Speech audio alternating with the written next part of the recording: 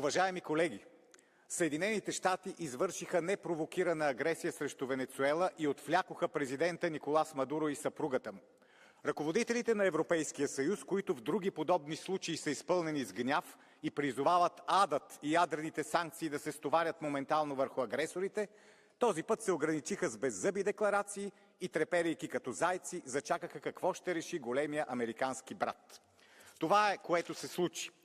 Никой не смее да заклейми непровокираната американска агресия и да призове за непрестанни усилия за защита на международното право.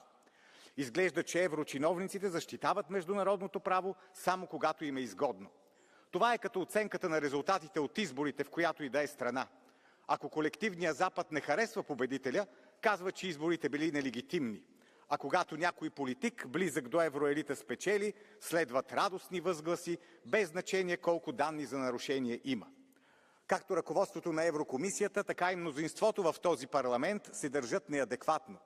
Мнозинството тук присъди наградата Сахаров на венецуелката Мария Мачадо.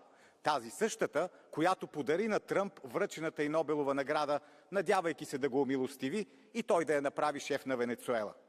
Утре въпросната Мачадо и наградата Сахаров ще му подари, ако прецени, че едно поредно подмазване ще й донесе изгода. Всичко това за пореден път доказва, че ръководителите на основните европейски институции са лишени от значение и че се прехласват по несъстоятелни лица като въпросната Мачадо.